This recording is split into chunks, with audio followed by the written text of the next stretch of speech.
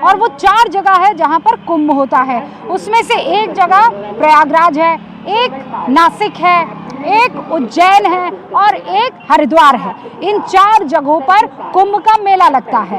हर 12 वर्षों में, 6 वर्षों में अर्ध कुंभ होता है, लेकिन अर्ध कुंभ की जगह कुंभ और महाकुंभ नाम योगी आदित्यनाथ की तरफ से दिया गया।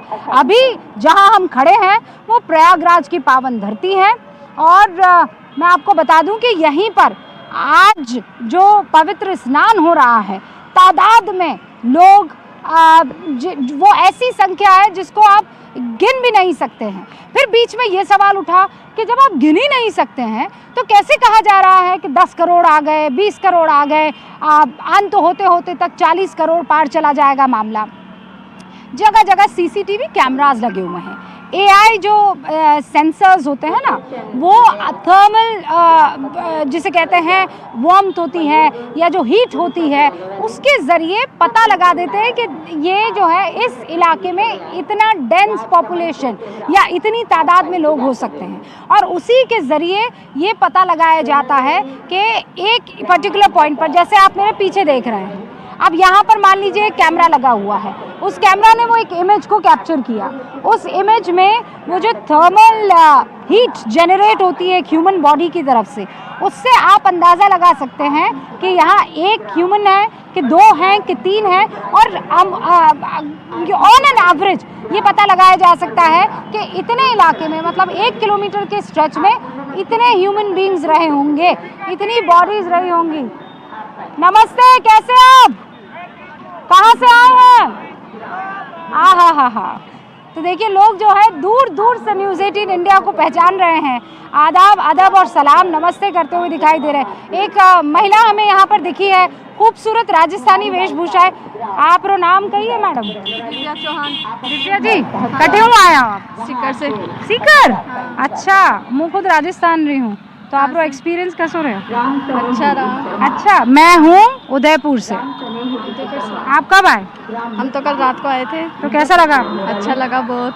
आपको ये पता है मोदी जी आए हुए हैं? नहीं, ये पता ही नहीं चला आपको? नहीं। हैं? स्नान कब किया आपने? हमने सुबह 7:30 ऐसे किया। तो किसी ने कहा नहीं कि मोदी जी आ रहे हैं, भाई अभी स्नान नहीं कर सकते? नहीं। तो अच्छा रहा आपका? हाँ, देखिए फोटो खींच रही थी, पूरे परिवार के साथ आई हैं चौहान मैडम, और वो ये कह रही हैं कि देखिए हमें तो पता ही नहीं चला। खैर, तो आपको एक बार फिर से मैं तस्वीरें दिखा देती हूँ। प्रधानमंत्री नरेंद्र मोदी ने गंगा में स्नान कर लिया है। प्रधानमंत्री नरेंद्र मोदी ने आस्था की डुबकी लगा ली है और प्रधानमंत्री नरेंद्र मोदी जा चुके हैं अब उस घाट से जहां पर उन्होंने आस्था की डुबकी लगाई थी। अब कुछ ही देर में प्रधानमंत्री नरेंद्र मोदी विशेष विमान से दिल्ली की तरफ जो है वो उड़ चलेंगे। रवि भी हमारे साथ मौजूद है। रवि, क्या माहौल है? सुना है कि घाट से जब प्रधानमंत्री नरेंद्र मोदी का काफिला निकल रहा था तो लोग नारे लगा रहे थे मोदी मोदी के। देखिए, सिर्फ घाट पे ही नहीं, पूरे महाकुंभ क्षेत्र में ही लगा रहे हैं। और एक सबसे पहले मैं तस्वीरें दिखाऊं, इसके बाद तमाम चीज़ों को लेकर। ये देखिए घोड़ों का जो दल है रूबिका, टीवी स्क्रीन पर शायद अभी आप तो खुद ही कुंभ एरिया में हो, जो घोड़ों का दल जा रहा है, ये खास घोड़े मंगाए गए हैं कुंभ के लिए और खास करके भीड़ को कंट्रोल किस तरीके से किया जाए। और एक एक घोड़ा 7-7 लाख का है और 6 महीने की ट्रेनिंग इन घोड़ों को और घुड़सवारों को दी गई है और ये उत्तर प्रदेश के पुलिस के जवान इन्होंने भी खुद ट्रेनिंग ली है। दूसरी तरफ एक बार मैं दोबारा कैमरा पर्सन राकेश नेगी से रिक्वेस्ट करूंगा कि वो तस्वीरें यहाँ पर दिखाएं कि कितनी बड़ी तादाद। और इस बात को लेकर देखिए प्रधानमंत्री को आज आशीर्वाद भी बड़े बुजुर्गों का मिला होगा, क्योंकि दूर दूर से जो जब हजारों किलोमीटर की दूरी से लोग आते हैं, चाहे वो महाराष्ट्र में हो, अंडमान से हो, मेघालय से हो, बहुत सारे ऐसे जो श्रद्धालु, उनसे मेरी बात हुई है, उनका ये कहना है कि उतनी दूरी से आए हैं तो उनके लिए सबसे ज़्यादा महत्वपूर्ण है कि संगम में स्नान करना। और आज के दिन उन लोगों के मन में थोड़ी सी एक शंका थी और डर भी था कि प्रधानमंत्री आए हैं, कहीं वीवीआईपी प्रोटोकॉल ना हो, कहीं उनको रोका ना जाए और कहीं वो स्नान ना कर पाएं। लेकिन किसी भी तरीके का उनको आभास नहीं हुआ। ये मीडिया के जरिए उनको जरूर जानकारी थी कि प्रधानमंत्री आए हैं, उनका विजिट है, आस्था की डुबकी लगाने के लिए पहुंच रहे हैं। लेकिन जब वो स्नान करने के लिए आम श्रद्धालु जब आता है तो उसको कई बार रोक दिया जाता है क्योंकि काफिला वीवीआईपी का वहां से गुजर रहा होता है, लेकिन ऐसा कुछ नहीं है। यहाँ पर किसी भी तरीके की कोई परेशानी का सामना नहीं करना पड़ा। एक तरफ मैं कैमरा पर्सन राकेश नेगी से थोड़ा सा एक बार दोबारा दिखाऊं, हो सकता है कि कैमरे की लाइट उस तरीके से साथ ना दे क्योंकि उसी तरफ से सूरज की रोशनी भी है। तो लेकिन ये जो नदी का दूसरा किनारा है वो अरैल घाट है और जहां पर हम लोग खड़े हैं वो संगम नोज है। तो यानी कि दोनों घाटों की दूरी बहुत ज़्यादा नहीं आपको दिखाई देगी, बिल्कुल दोनों का मिलन होता है बिल्कुल पास में।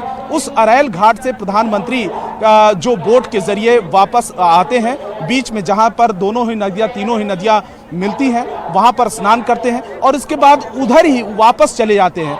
वहाँ वापस इसलिए चले जाते हैं, इधर वापस नहीं आते हैं क्योंकि यहाँ की भीड़ आप देखिए, नज़र दौड़ाइए एक बार कि कितनी ज्यादा भीड़ यहाँ पर नजर आ रही है संगम नोज पर। अगर इस तरफ आते तो हो सकता है कि आम लोगों को थोड़ी सी दिक्कत का सामना करना पड़ता, हो सकता है कि उनको इंतजार करना पड़ता प्रधानमंत्री के जाने का, लेकिन इस तरफ नहीं आए। उनका आज का मकसद था कि किसी भी तरीके के आस्था की डुबकी लगाना है, स्नान करना है। और इस दौरान क्योंकि अमृत स्नान देखिए 3 दिनों का हुआ, चाहे मौनी अमावस्या हो, चाहे बसंत पंचमी हो या उससे पहले का हो, साधु संत उस दिन स्नान करते हैं, उनके लिए खास आरक्षित होता है, लेकिन उस दिन आम पब्लिक भी नहाती है। लेकिन वो खास इंतजार उनको कई वर्षों का होता है जब पहाड़ों से कंदराओं से साधु संत यहाँ पर आते हैं, स्नान करते हैं और उसके बाद तीसरा स्नान करके, अमृत स्नान करके, इसके बाद धीरे धीरे करके वो अपने मूल स्थान पर, मूल निवास पर जहाँ जहाँ से आए रहे होते हैं वहाँ के लिए निकल जाते हैं। क्योंकि देखिए 1-2 दिन 3 दिन में क्योंकि कई जगहों पर कई साधु संतों से मेरी बात हुई है, उनका यही कहना है कि उनका स्नान हो चुका है, अब धीरे धीरे के शिविर से वापस जाने शुरू हो जाएंगे। तो 2-3-4 दिन में बहुत बड़ी संख्या ऐसी होगी साधु संतों की, नागा साधुओं की, जो वापसी के लिए रुक करेंगे। लेकिन एक बार फिर मैं यहाँ पर तस्वीरें दिखाऊं कि आम पब्लिक की लगातार वो आ रही है, वापस जा भी रही है क्योंकि सुबह से ही स्नान शुरू हो जाता है, देर शाम तक चलता है। बहुत सारे लोगों की कोशिश होती है कि सुबह के 4 बजे ही जाके स्नान करें, बिल्कुल तड़के में ही, सूर्योदय से पहले ही। तो सोचिए कि करीब करीब ये स्नान 14, 15, 16 घंटे तक लगातार चलता रहता है, लोगों की भीड़ लगातार आती रहती है। तो भीड़ में कमी अभी भी नहीं दिख रही है, लेकिन काफी ये बात तो आप सही कह रहे हैं कि जब कल हमारा यहाँ पर आना हुआ, कैमरा पर्सन रंजन तो पहले से मौजूद थे और जब हम यहाँ पर रात को आए, मेरे एक साथी आतिफ और मैं, हम दोनों जब यहाँ प्रयागराज में एंटर हुए और खासकर ये कुंभ क्षेत्र में एंटर हुए, तो मैंने कहा जा रहा था कि तादाद में भीड़ है, तो वो तादाद का एहसास क्यों नहीं हो रहा है? रात की बात बता रही हूँ, तब इतनी भीड़ हमें नहीं दिखी थी। ये जो आप देख रहे हैं ना यहाँ पर, कैमरा पर्सन रंजन से कहूँगी जरा थोड़ा जूम करके दिखाएं इन लोगों को, मतलब ये तब हम उस वक्त ऐसा एहसास नहीं हुआ कि इतनी भीड़ होगी।